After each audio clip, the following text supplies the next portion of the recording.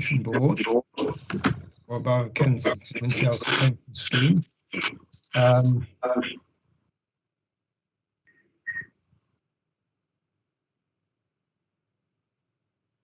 I think it is now 2:30, so we should begin.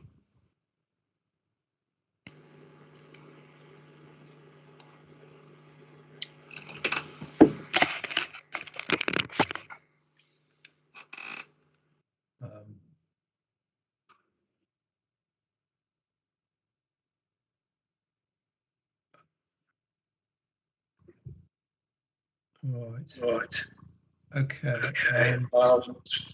One of our members has just needs to return to his desk.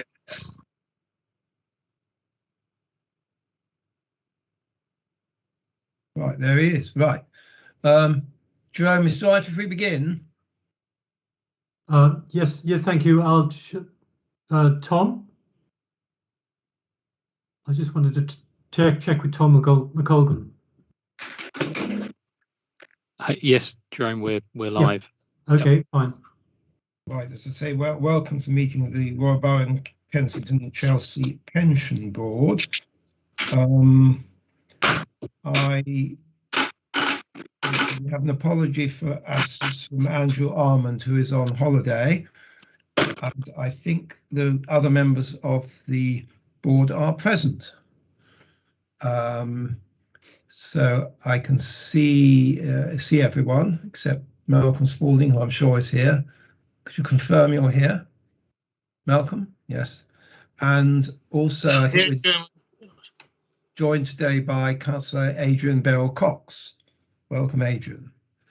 Who is going to listen in. So first, thank you very much for having me, Mr. Chairman. It's a pleasure.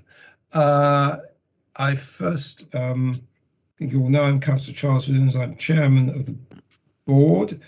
So the first item is declarations of interest. My only interest is I receive a very small pension from the pension scheme.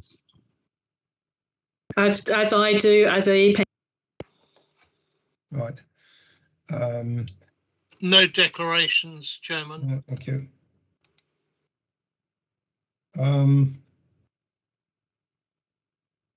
The next item is the minutes of our last meeting on the 23rd of February.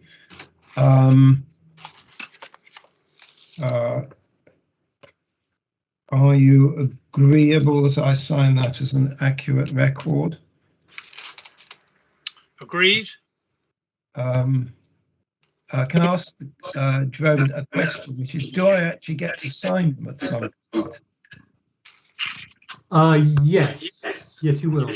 I think I got some licensing ones as well. Yeah. Okay. In terms of matters arising, I think some of them are items which come under the there's on the agenda. Just to say, I did send an email to Councillor Marshall, the chairman of the investment committee, about the pension administration, and I mean he said that was obviously a matter for this board rather than the investment committee, but obviously made the obvious point that obviously the administration charges come out of the fund, therefore the higher the cost, I mean, that affects overall performance. So that's my only report on that.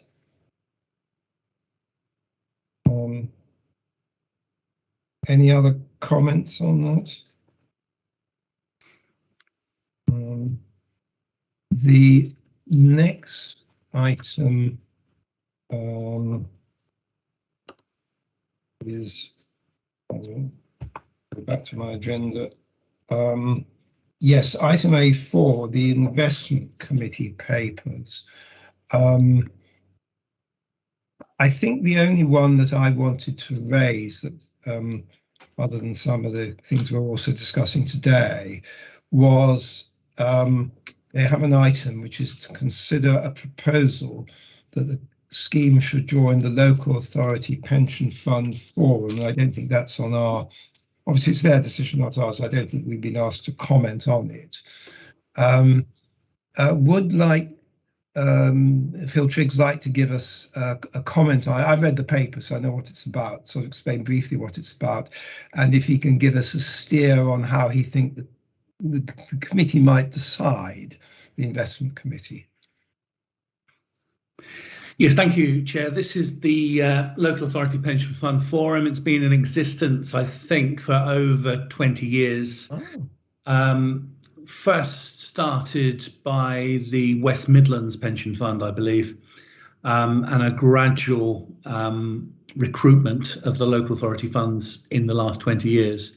So it's been a slow drive to achieve that full representation of LGPS funds. So I think out of 88 LGPS funds in England and Wales, I think the LPA, the LAPF have 83. So they are gradually getting there. The intention of it's in effect a pressure group to campaign on behalf of local authority pension funds with the aim of achieving good governance within the companies whose shares the local authority pension funds own. So they will meet directly with company chairman, company directors, and apply pressure in the furtherance of excellent governance in the UK companies, and it does extend abroad as well. They extend their reach far beyond these shores. So this report has arisen because we are looking at environmental, social and governance issues with the RBKC fund at the moment. In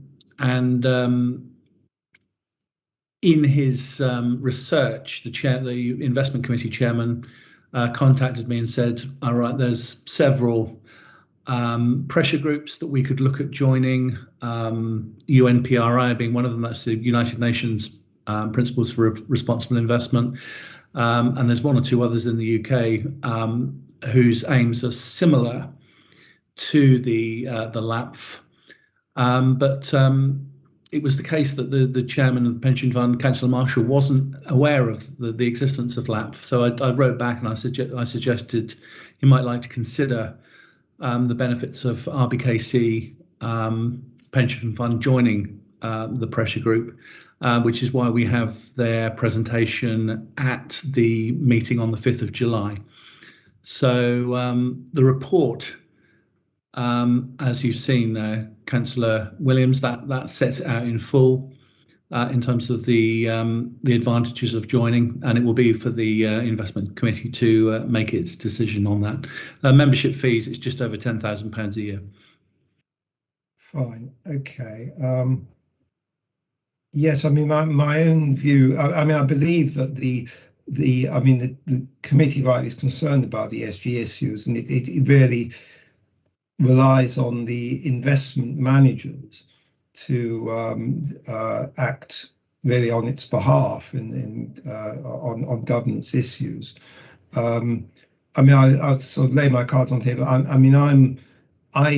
don't think it's certainly for us to direct the committee, and I personally don't think that it is necessary to join this body to achieve good governance. So I mean that would be my view. Any other views from members?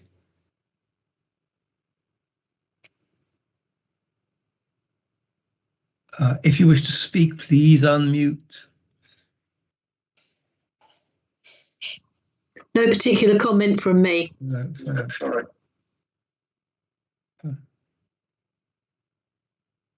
Right. Would members be happy if I passed that comment on to Councillor Marshall?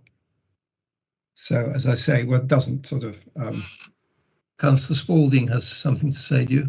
Yeah, just to say, I agree, Chairman, with your position, and we should follow that suggestion. Yeah. So as I say, I mean, they shouldn't feel pressured from us into joining. If they feel that that's the right thing to do, so be it. That sounds fine. Yeah, it does seem to me, as an amateur at this, as a layman, that pensions, I think, as a field, are heavily over administered and possibly over scrutinized.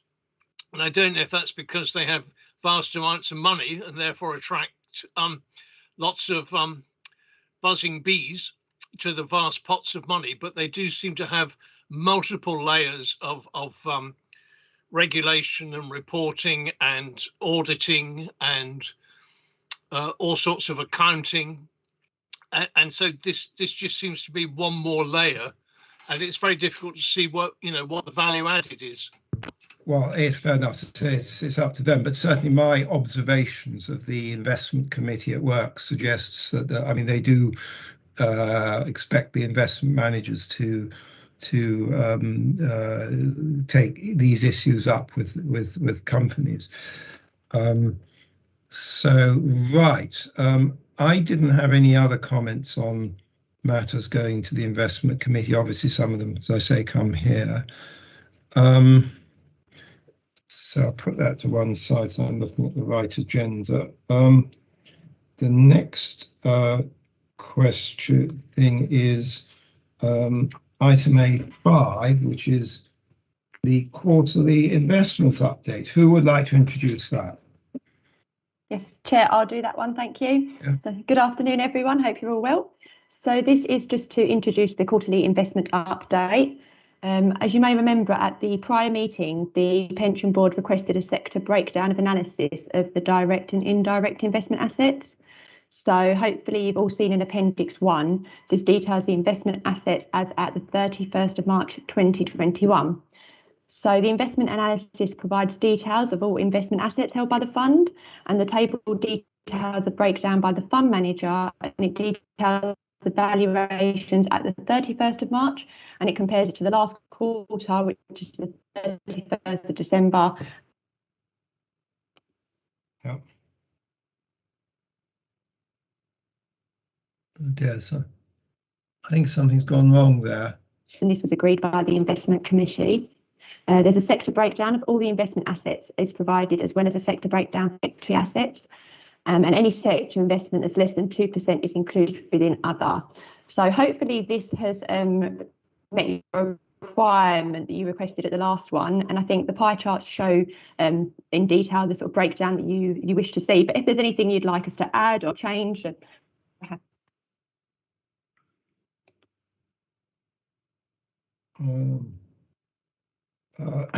No, I didn't have any comments.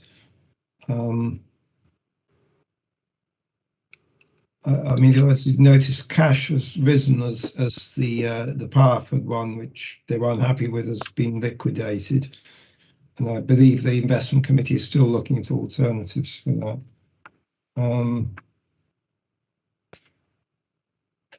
I mean, I think the figure that obviously stands out, I mean, again, I mean, this has changed, is the Legal and General tracker, which accounts for nearly half the assets of the portfolio. So, I mean, it's still, we're heavily on betting on equities, but in a highly diversified way.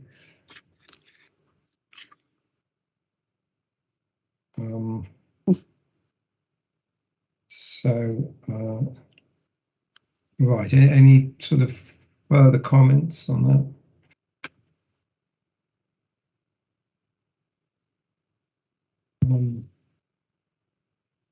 Right, well, that's noted. The next paper is on where the pie charts are. Chairman, can you hear me? Yes. Yeah, on that last page, can I just ask a very simple question? The two pie charts, what's the difference between the investment asset sectors and the equities sectors? Does it mean we've got other assets? I know we've got property, which are not equities. So the investment asset. And that was just to show the breakdown. So that obviously within some of the equity sector breakdown, there might be a little bit of real estate within that. So just for comparison purposes, the investment asset sector breakdown, that will be inclusion of all our 1.4 investment assets. And then the equity sector breakdown will just be the equities. Yeah. I mean, are we allowed to make a comment in terms of risk, Chairman? Oh, yes. Well, it does seem we're carrying a lot of cash, and we might be approaching a period of increased inflation. And secondly, we seem to be very light in terms. I'm not making investment recommendations, but looking at a balanced portfolio, we do seem to be very light on things like energy, natural resources, materials, and utilities. Just a comment. Any response on that? Yes. Just to add as well with the cash, I should have noted, I'm sorry, I lost a bit of connection there, but with the cash, there is higher than usual because some of the cash is being held for upcoming property purchases. So we're holding that, and that would expect to go down when the purchases have been completed. Yeah. So on the Chairman, on the question of asset allocation within the portfolio, we can certainly feed those comments back to the investment committee. Obviously, the asset allocation within equities per se is the decision of the fund manager concerned. So given that there are concerns within the local pension board in terms of the risk profile of those equities, it's certainly something we can feed back. But I mean, is it not also the case that, I mean, quite a lot of the split is actually determined by the index, the tracker, and the fact that the basically valuations on Wall Street in particular being driven by what some people think are rather toppy valuations for tech companies. That's why IT is perhaps so much. Would that be true? Yes, certainly, Chairman. Within the passive funds, the asset allocation is driven by the formation of the index itself. But with the active portfolios, namely Baillie Gifford, they would make their own choices as to overweights and underweights. I mean, certainly Baillie Gifford have been betting heavily on the likes of Tesla, but I think they've reduced their exposure recently. Well, certainly with some of their other funds. So I would expect it to be the case here as well. Okay, yes, well, we can pass that comment on as informal. Right. Okay, if we can move on to the Section 113 agreement. Who would like to speak to that? Yes, thank you, Chair. So this is a revision to the original Section 113 document, which was compiled and approved back in 2012. So the tri-borough arrangement has been in place for almost 10 years now. We've had suggestions ever since I've started at the tri-borough 3.5 years ago for me to have a look at this and take some advice as to how it can be refreshed. We've chosen, in terms of how we've approached the refresh, to aim at looking at performance standards and key performance indicators for the tri-borough team, such that those are easily monitored and reportable to the respective committees and boards within the three boroughs. So we have used a consultant to compile this refreshed agreement, and also the performance standards that we should adhere to. And the report and the refreshed agreement is here for your discussion and approval, Chair. Yes, I mean, technically we don't make any decisions here, so it says for information. I mean, it's essentially it's a key decision by Councillor Wheel that will bring it into effect. I mean, basically, what is changing under this? I think there's one of the suggestions was that each of the staff based in Westminster should spend 1 day a week here and 1 day a week in Hammersmith. Is that right? And is that going to happen?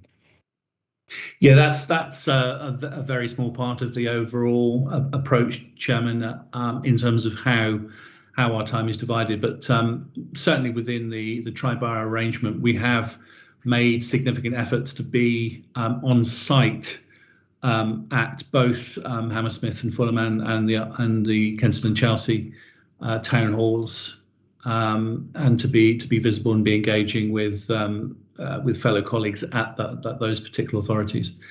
But that's one particular aspect to the whole report, Chair. So what is the key change that's proposed? We've originally discovered that there was very, very little in terms of how our work, our output was measured and monitored and reported to the respective committees and local pension boards. So there's a lot of work that's gone into the revised documents in terms of how that work is measured and monitored and reported. I mean, as far as pension administration is concerned, which we've looked at quite a bit recently, I mean, there are key performance indicators, which yes, this doesn't involve pensions administration per se, Chair. It's surrounding the tri-borough work on the investment processes within the pension funds, okay, right, and the treasury processes. Okay.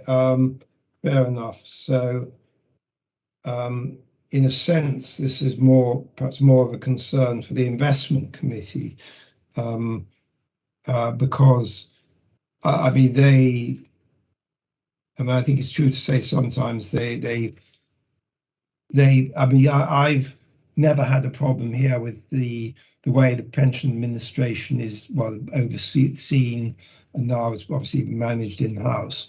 But I think with the investment committee, I mean, they understandably rightly are concerned that they are getting their fair share of resources.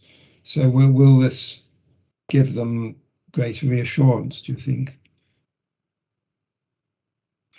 Sorry, are you talking about the way that managers? Well, yeah, I mean, I'm saying that the investment committee they I think need to be assured they're getting their fair share of the resources. It's them rather than us who are going to sort of, I think, be unhappy if this isn't working out properly. As you say, it's not so much to do with the administration. Yes, in terms of how work is allocated, Chair. So there are respective officers who have entire responsibility for each of the pension funds of the tri-borough conglomerate and the treasury processes. So, for example, Julia is the pension fund manager devoted to the work of RBKC's pension fund. So in terms of how that is managed, there are two deputies working under myself. That's Matt Hobson, Matt Dawson. Matt Dawson part of this meeting. And there is basically a third of each of those officers and a third of my time devoted to each of the three tri-borough authorities. Okay. Any comments from members? Could I ask a question, Chairman? The report that was done by Peter Worth, how did you go about choosing Peter Worth? Because I know he's been involved with the tri-borough team previously, so I just wondered how independent a process it was to get him involved in, getting this proposal together? Yes, the advantage of his expertise in this area is that he does know the process inside out. So having acted as one of the predecessors. And sorry, we've got an echo on the It's quite distracting. Hopefully it's gone. No, it's still there. Let me. I think it's just Lynn, you're echoing a bit, so you just need to mute your mic as it is now, and it should be fine now, Phil. Okay, yeah, that's better. Yes, Peter's expertise as one of my predecessors as the Triborough director, as a contractor in a contractor role for over 2 years. So he came from this in terms of hit the ground running, in as much as they did know the intricacies of how the Triborough worked, and had a very good idea how to suggest the improvements that could be made.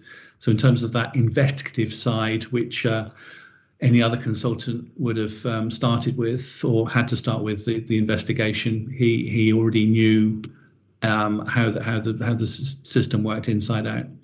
So for us, that was a good choice. Sorry, thank you, Phil. Presumably, did you go through a competitive process for it anyway, or not? No, we didn't. Okay, thank you.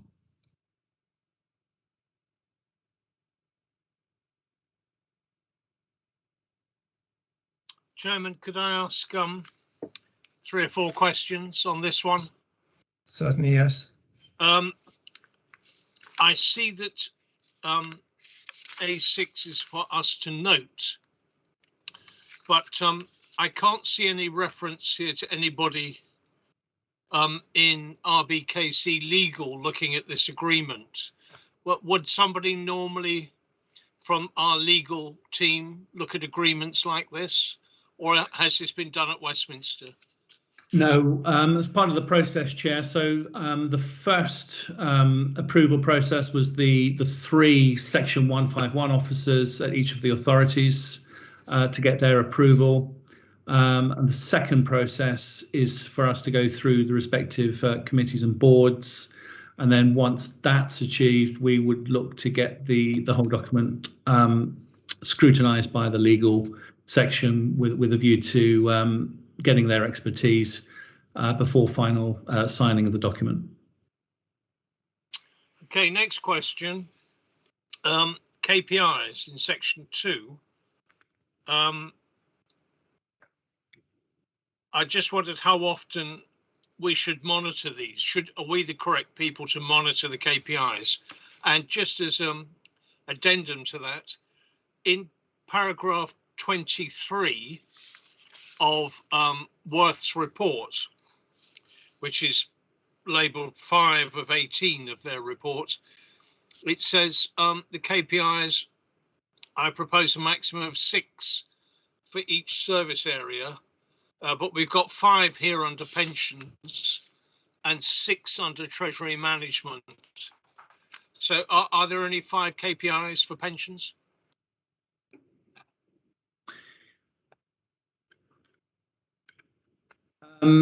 So the first question, Chair, we'll be looking to report these KPIs to yourselves as the local pension board on a quarterly basis. And it's worth noting that in terms of the Triborough arrangement prior to this refreshed version, that there haven't been any reportable KPIs at all throughout the 9 years. And then the second point with regard to whether there's 6 or 5 KPIs, I hadn't picked up this discrepancy between the number that Peter had employed in his report and the actual number of KPIs within the document, so I will double check that. Thanks for that, Phil. The next one is the bullet point on the next page under 2.1 is added value, then staff structures. I got this thing about 2 being directly employed by RBKC and 8 in the overall agreement. But I just wondered what the comparison was with this kind of structure, because the staff costs given on page 8 of the report at paragraph 37 on page 8 gives staff costs of 705,000, which between 8 staff is £88,000 each. And I just wonder if that's comparable to the staffing structure of other sort of comparable tri-borough schemes.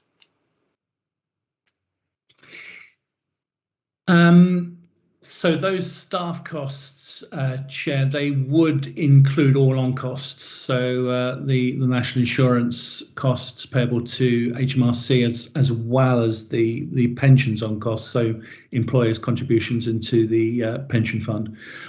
In terms of comparison, obviously this is London and it's inner London. So I would suggest those salaries might be a touch above the average salary for such a post in inner London or even greater London, and certainly above the average for England and Wales as a whole. But those figures do include the respective on costs. I mean, I only raise that with all respect. I mean, people are doing a fantastic job. There's so many layers of regulation and administration and audit that we have to get through. But of course, anything that's spent on costs is something that's less available for pensions. So that's why I raise it. Finally, Chairman, if I may, on page 4 of the report, in paragraph 18, it does add another 2 layers of internal audit, which will be another cost. It suggests that we have to audit Surrey County Council, and then we have to also audit the CIV, the London Regional CIV. And I guess that will add 2 more layers of costs?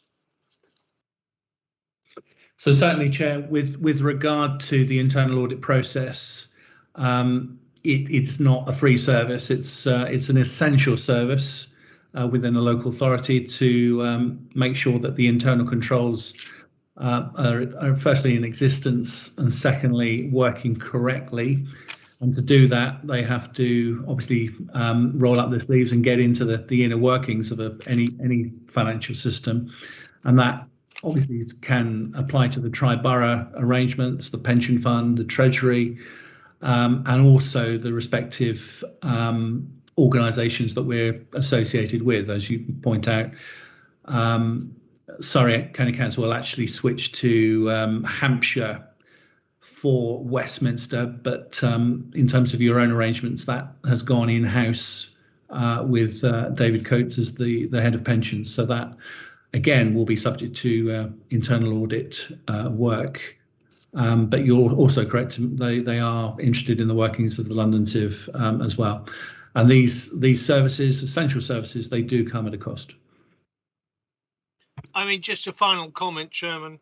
All of this report, you know, undoubtedly we have to do Section 113 agreements. We are tightening up on it, but what hasn't been tightened up is the additional cost of all of this.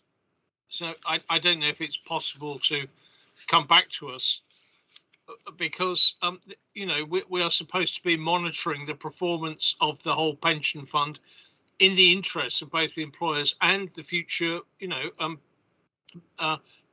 beneficiaries, and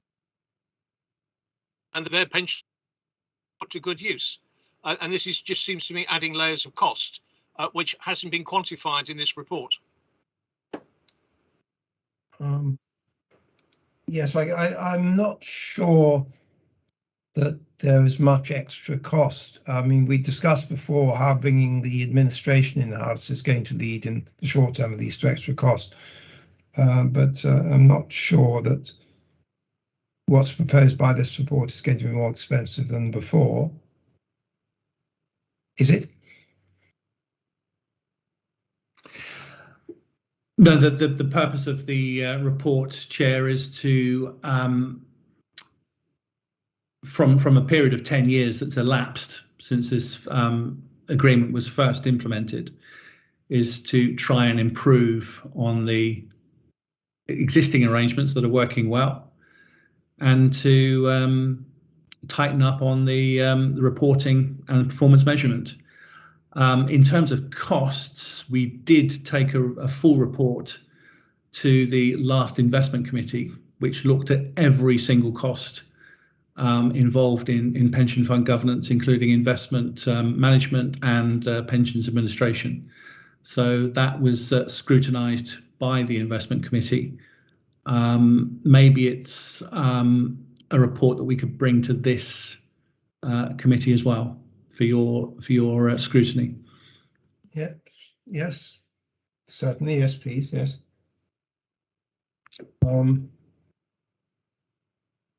Right. Are there any other comments? I mean, I don't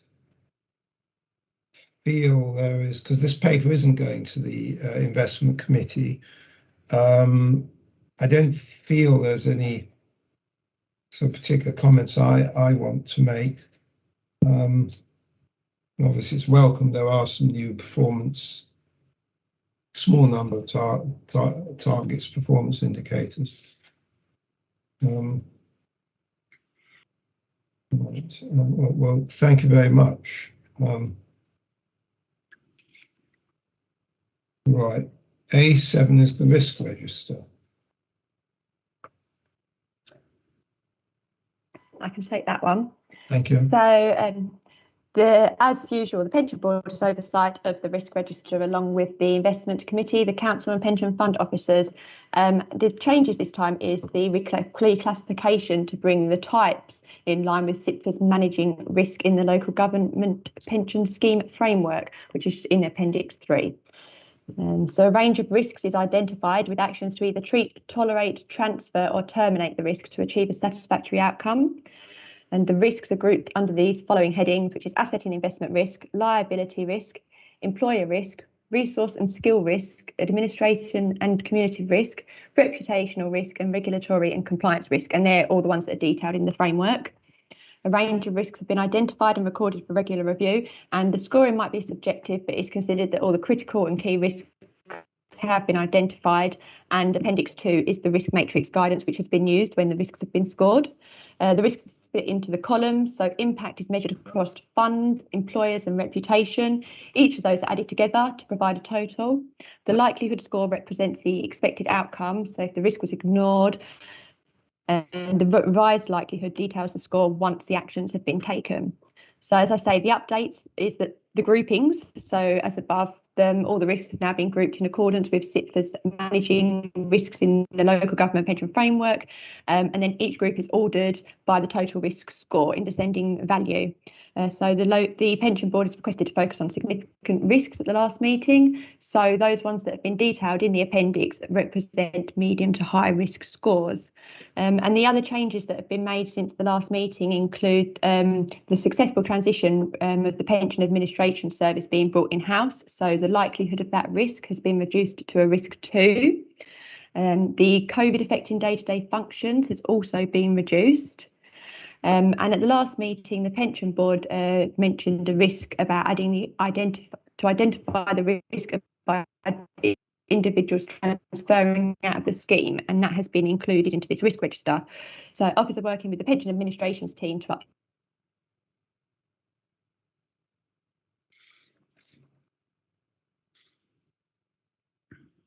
and if anyone has any questions or any updates they'd like to see, I'd like to hear.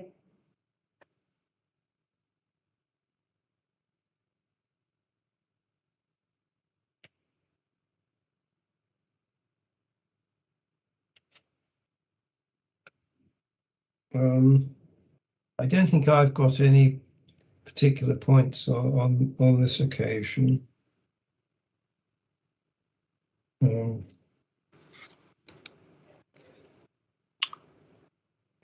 Chairman, I was very pleased to see that we've brought in risk 7, which is the risk to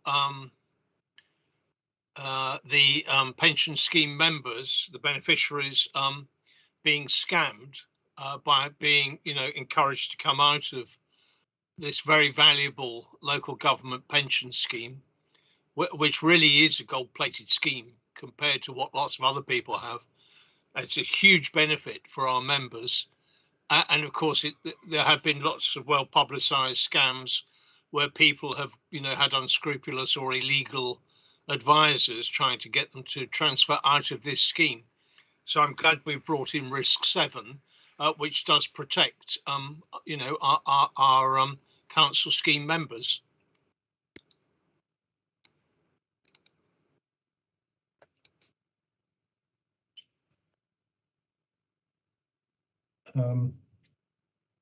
Right. But the investment committee doesn't look at does it look at investment related risks in this way, or does it just look at it as a portfolio diversification issue?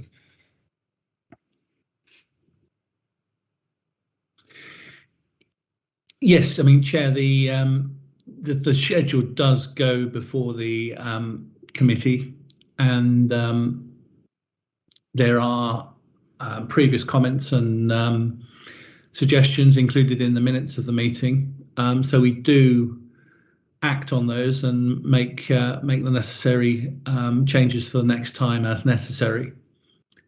I mean, I just put one question to you. I mean, in the event of a serious underperformance or inequities or decline in worldwide decline in share prices, this scheme would be more exposed than some other local government pension schemes because we are more equity related, and I mean that's a potential risk. So we could end up being at an outlier on the wrong side, so to speak.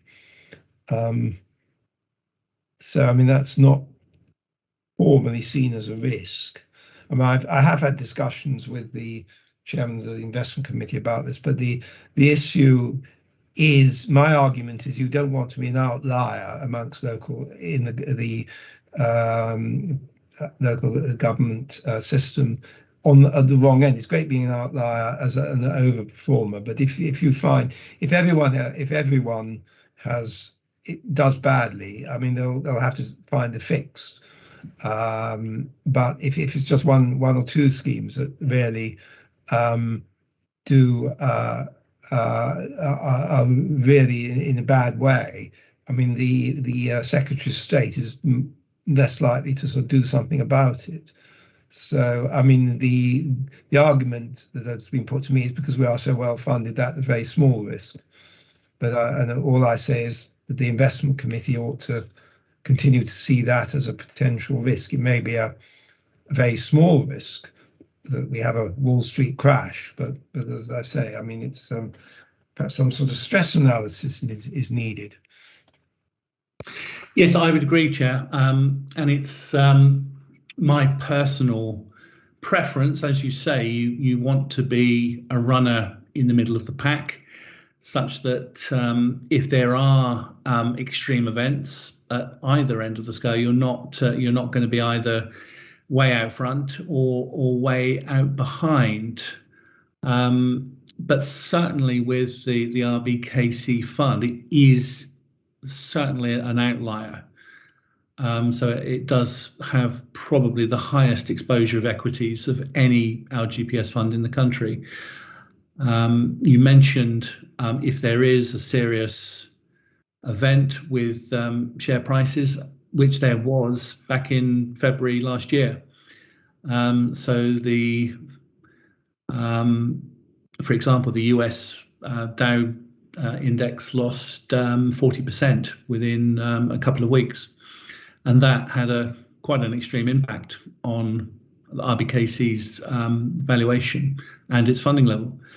But obviously the bounce back that we've had in the months since March, February last year, the bounce back was swift, and shares recovered to their original pre-pandemic prices and have exceeded since. So the RBKC is back to its front runner status and is the best funded in the country and one of the highest valuations.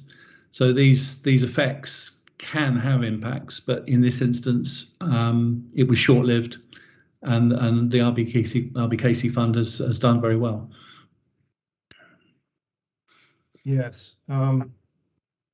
Right. Okay. Well, I mean, I don't know how to take this forward because, I mean, should I say personally, I'd be happy if you had that sort of conversation with the investment committee because it's ultimately their decision.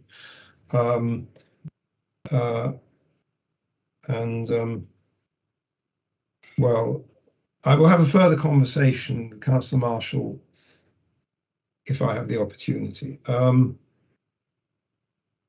Any further comments?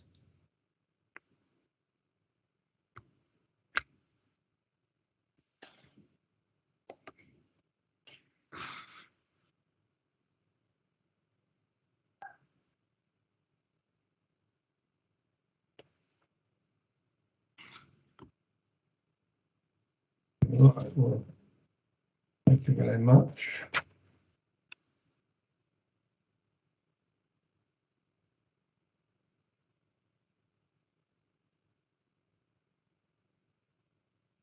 Right.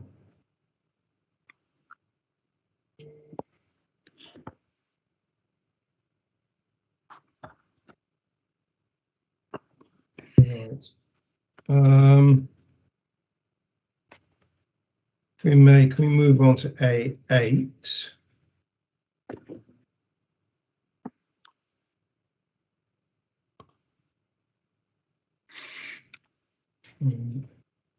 Thank you, Chair. Right. Section 13 valuations.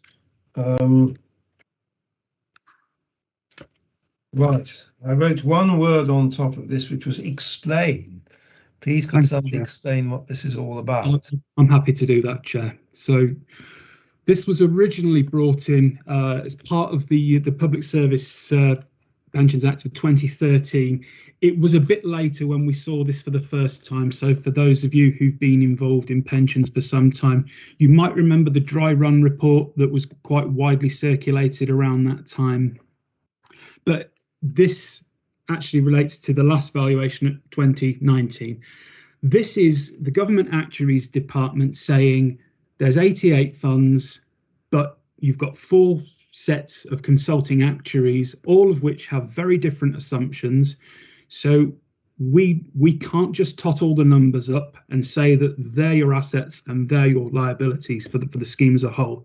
They'd like to strip it out and find some true common ground, and also as a test that the actuaries provided a valuation in line with scheme regulations and that employer contribution rates are set at a level to keep a good, healthy pension fund. So nothing else changes as a result of this. It's purely notional. It is a report provided by GAD on a like-for-like basis. It's a high-level report, so they're not digging underneath, because to do that 88 times would take years to do. So it's at summary level, reverse engineered with each actuary's assumptions taken out and some common ground. So your funding level of 125% at the last valuation, which I'm sure is a familiar figure to you all by now, actually went up to upwards of 145 on GAD's assumptions, which is, I've got the same reaction that you had, actually, Chair. It's meaning, if you look at it from the government's point of view, they have to be able to say what a deficit might actually might actually look like for the whole of the LGPS. Some actuaries are very, very pessimistic. Some are very optimistic. So I can see why, I can see why the government felt the need to do the report. If we go to the appendix, on the first page, most of it is plain vanilla information. There is a really good graph on the bottom right, which actually taps into the conversation we've all just had. So RBKC is the dark blue marker on that graph. And the cluster of all of the LGPS are the white, the light blue marks just next to it. So what this is saying is you've got a very, very healthy funding level relative to the overall average. So you're way over to the right. And you've got affordable contribution rates. So from a board member or a committee member's perspective, that quadrant is absolutely where you want to be. So it very healthily funded with good contribution levels. I have to say that the fund I've worked for previously and funds I worked with as a client director, this is not a normal Section 13 report. And for the reasons we spoke about in the last item, so it's you don't usually see Section 13 reports this good. If I move on to the second page, the right-hand side is largely redundant because the scheme is in surplus. But what the right-hand side looks to do is it's all about, are you saving enough to close the deficit? Are employer contributions set correctly? But as I say, you're green all the way down because you're in surplus. So there's no interest whatsoever. The left-hand side looks to do some shock testing. So it gives a shock on liabilities and says, can the fund continue to operate if there's a shock in liability pricing? And the same with employers. And again, there's not one amber mark on any of this. So it's a very, very good news story, albeit a notional report, but this will continue to be done following each actuarial valuation. All right, because I was more interested in the asset shock, actually, following our previous discussion. So we came out quite well from that as well. Yes. Yeah, absolutely. Yes, when it talks of non-return seeking, that would just be cash, and cash. Yeah.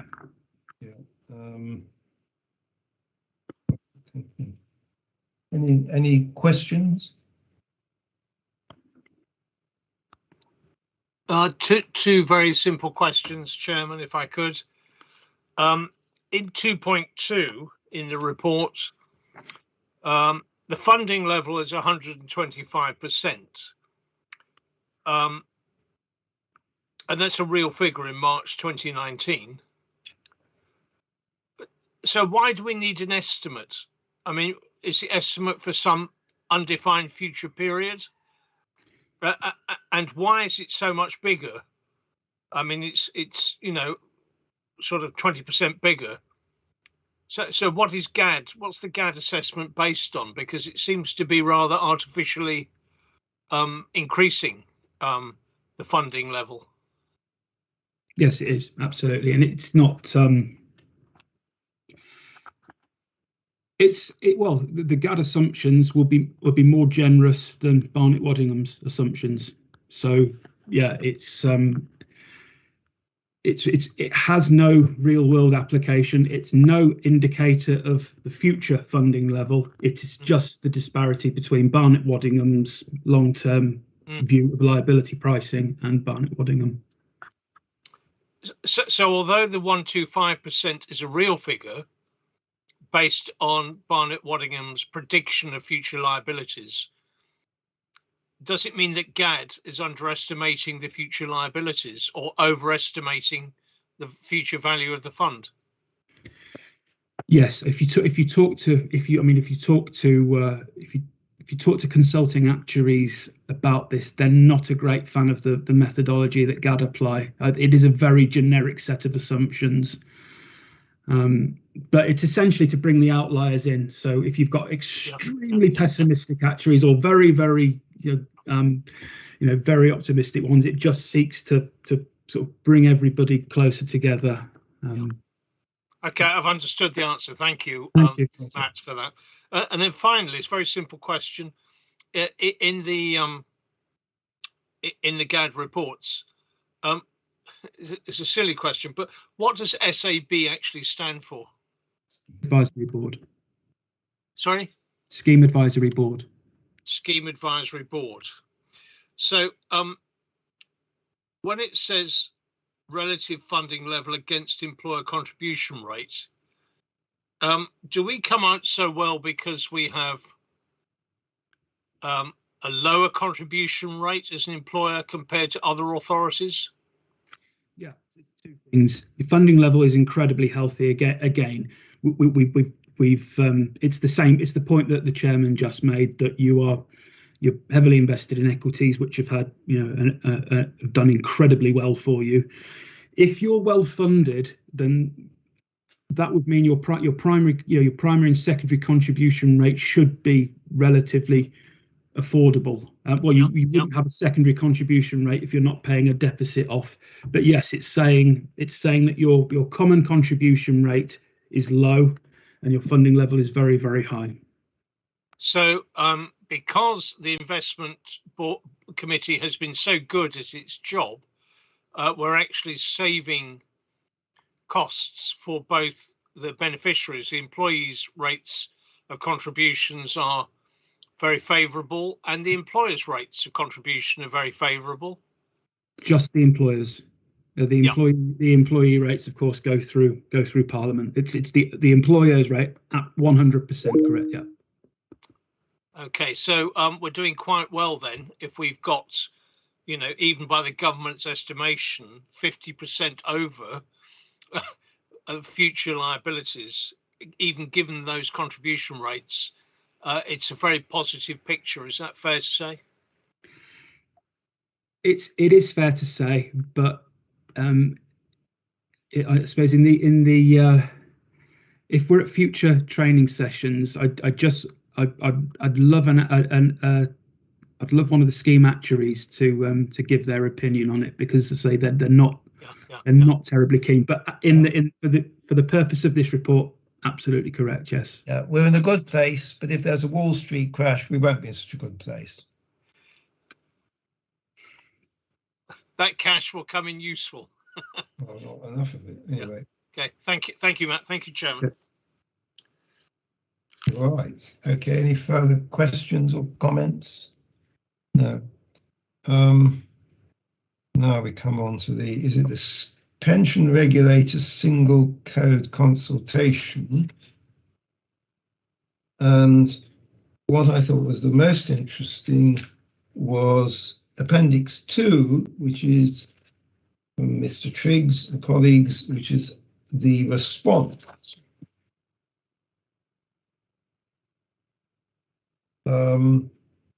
Would any officers like to make any comments on this? Thank you, Chair. So the pension regulators' efforts to combine all UK pension funds into a single code, a very ambitious exercise, and one that they've tackled, I think, extremely diligently, and come out with something half reasonable in terms of an enormous amount of different approach that they need to reconcile and pull together in a single document. I'm full of admiration in their attempts to try and do this. What you will notice from the response is that one area of weakness in the consultation and in the combined code that they've attempted to produce, the area of weakness is the fact that with the local government pension scheme, much of what we do is enshrined in legislation and in regulation. So it's no good them suggesting we try something different to run with the rest of the pack, when what we do is very much obeying the law. And that, I would suggest is the prime weakness in the pension regulator's work. So in my response, I've attempted to highlight those areas where legislation is key and supersedes everything else. I have seen various other responses from other local authorities, from the Local Government Association, from the PLSA, and they've all highlighted that same weakness. So we're hoping that the regulator will have another go.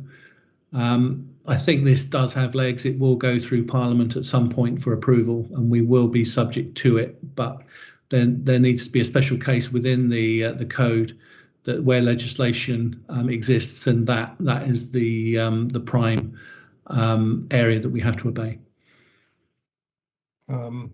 Yes, thank you very much. And I think you've also highlighted that the fact that local authorities have pension boards which don't really fit comfortably under their definitions. Thank you very much.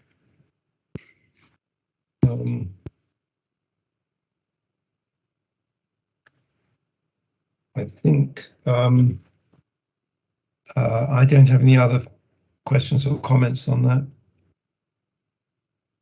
So A10, the pension administration update. Thank you, Chairman. David Coates here. Good afternoon, everyone. The report updates members of the board on the current state of pension administration with RBKC. So in section 2 of the report, I've confirmed obviously that the technical transfer of the service back from Surrey County Council did occur on the 1st of April. It did proceed on time and as planned. And the actual service, the system, was available to officers within 5 days of the transfer date.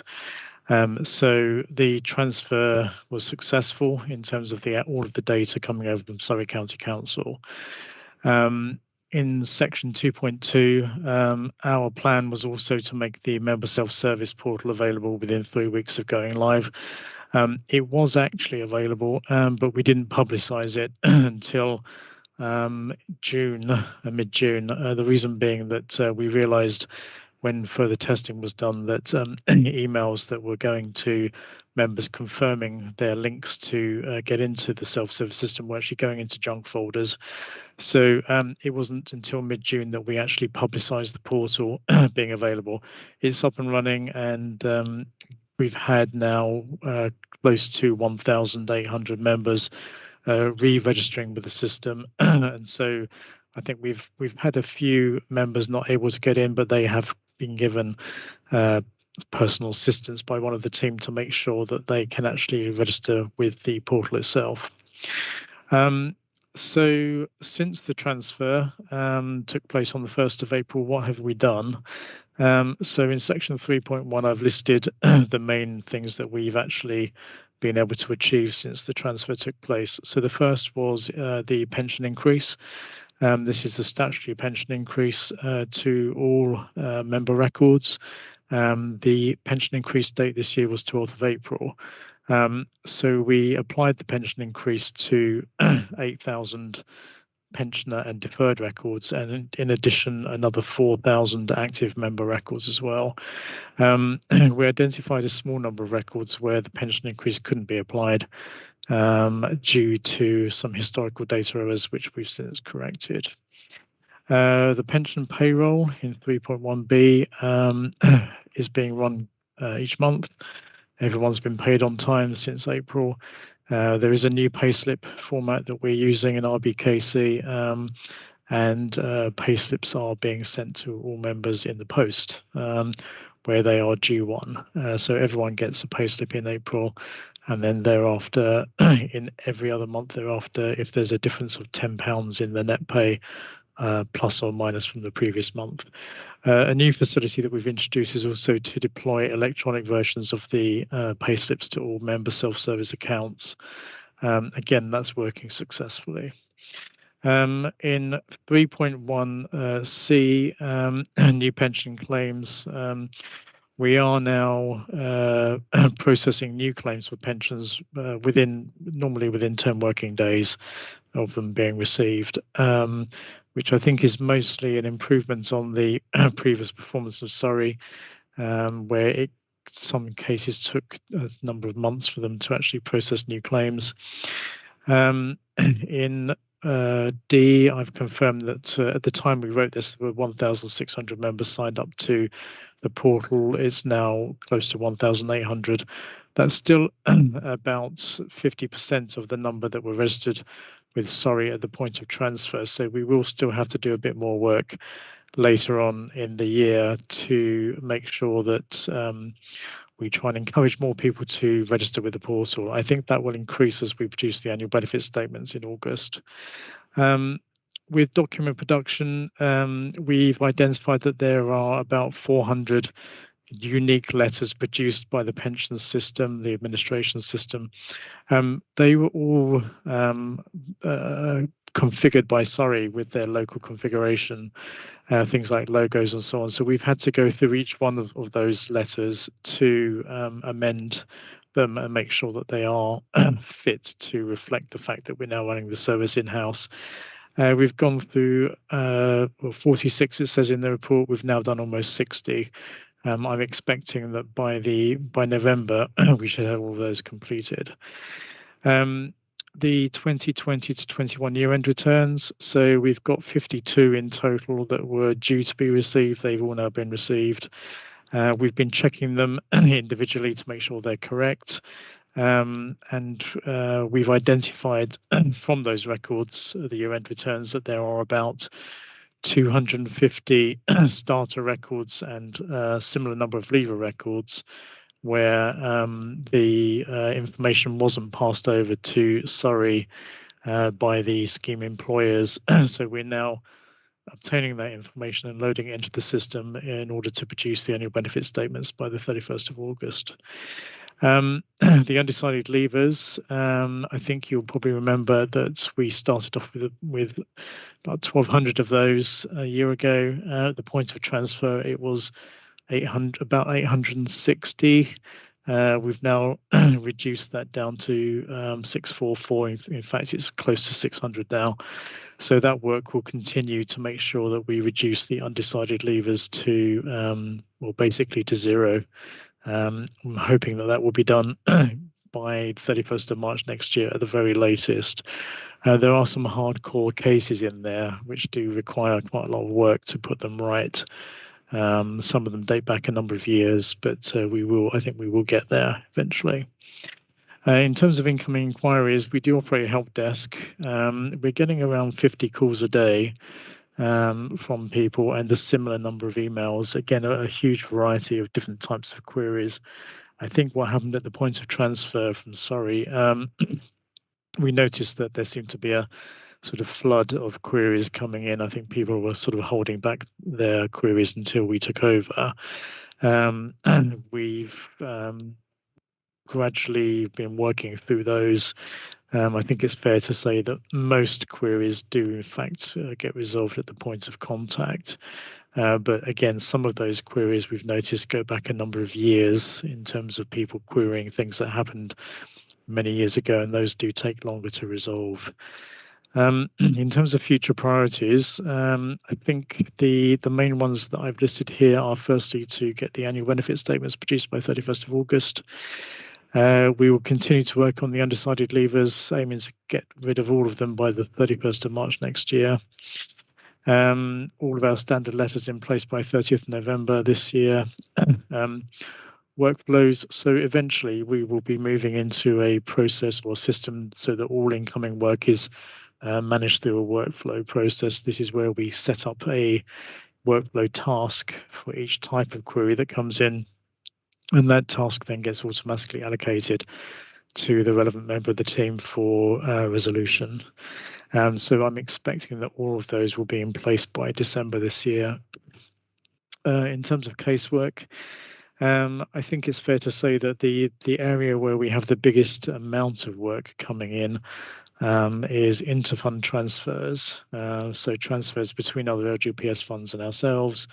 and also cash equivalent transfer requests coming in from third-party finance providers asking us to provide cash equivalent values for our scheme members, which of course they're entitled to request. So we've got about 120 of those. Most of those are ones that were not resolved at the point of contact, at the point of, transfer from Surrey.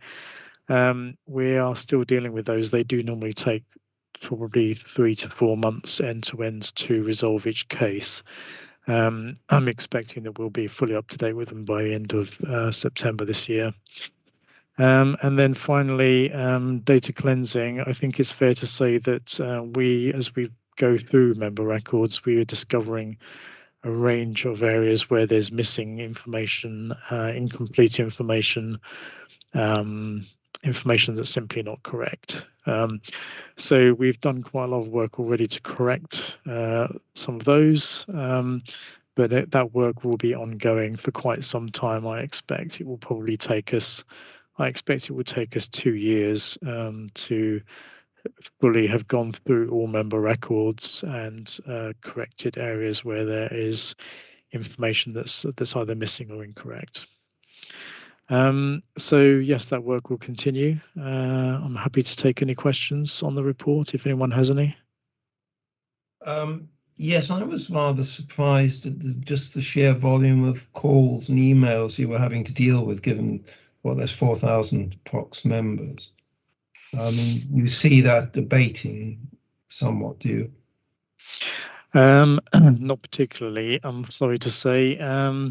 I think there are 2 big areas of work that seem to generate more queries than anything. One is inter-fund transfers. So when we have a new starter, for example, most of our new starters will have previous local government service, and that will generate a query from the member for us to investigate a transfer of their pension from previous local government providers. And similarly, when we have leavers, the leaver normally then contacts their new authority to request our pension gets transferred over to the new authority. So that is quite an intensive process.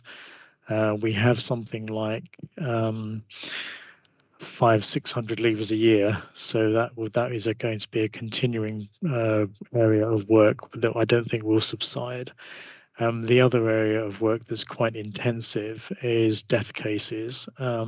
We've got at any one time something like 50 death cases on the go, and they are quite intensive in terms of the amount of work that's required to resolve those, at the point where we either make a payment to survivors or we close the case because there are no remaining benefits to be paid to any beneficiaries. So I think that, again, we're not expecting that to change significantly. We get on average something like 300 to 350 death cases a year. And we've also unfortunately had a small number of death in service cases recently as well, which have generated additional work. So I think it's fair to say that the number of queries that we get, I don't think it's going to subside, to be honest with you. And we also get quite a lot of queries from people saying, can we give them information about when they can take their benefits? We seem to have had a lot of queries recently from people asking if they can take their benefits prior to their normal pension age. That may be a result of some of the financial pressures due to COVID, for example, for deferred members. But certainly I don't think that the volume of inquiries will decrease. I think it's to be expected we'll get about 50 phone calls a day on average and about 50 emails. Well, thank you. Other questions?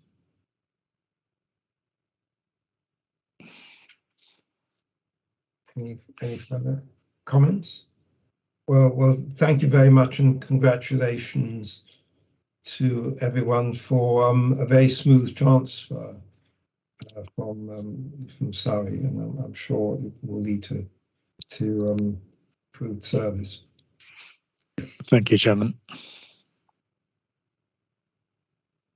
Right, I think that concludes the public part of the agenda. And I think we now have a Part B agenda. Is there a live stream that needs to be